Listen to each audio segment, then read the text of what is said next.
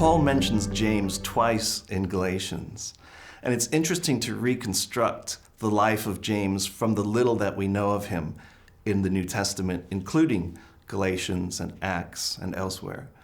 The place to start in this might be 1 Corinthians 15, where Paul talks about Christ appearing in resurrected form to James, his own brother. And we know from the Gospel of John, for instance, chapter 7 and elsewhere in the Gospels, that there was a bit of tension between Jesus and his brothers during Jesus' earthly ministry.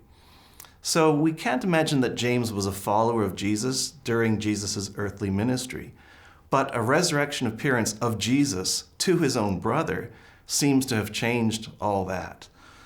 So in Galatians 1, we hear of Paul going to Jerusalem 3 years after his conversion, so the mid-30s. And Paul speaks to Peter for about 2 weeks. But he also mentions that he saw James while he was there, as if the person to talk to really is Peter, a central figure within the Jesus movement. But James also is important at that point, but not the central figure. When we move to Galatians 2, we see a different situation. James there is the one who is in the forefront, a meeting that Paul and Barnabas are involved in as they go to Jerusalem, and James is the one who's mentioned first, as if he's the one of preeminence within Jerusalem Christianity. And this relates also to what we see in Acts. In Acts 12, we hear of Peter being freed from prison and going to a house church and saying that he'd been freed. And he says, tell this also to James, as if James is the important one to know this news. In Acts 15, we have a council where Christians are discussing Christian identity, and various ones are making proposals, including Peter. Who is the one who makes the decision? It's James.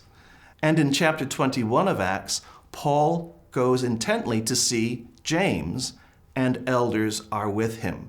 So James, the brother of Jesus, who started out antagonistic to Jesus, has become a follower of Jesus and become the leader of the Jerusalem church, the center of the Christian mission.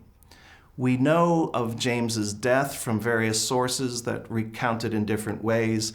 The earliest of those records is Josephus, a Jewish historian, who wrote a text called Antiquities. And in Book 20 speaks of the death of James by stoning because he was accused of breaking the law. Josephus also tells us that good citizens objected to this because James evidently was highly regarded within Jewish circles in Jerusalem. So it turns out that Jesus' own brother dies a death not unlike his Savior and Lord.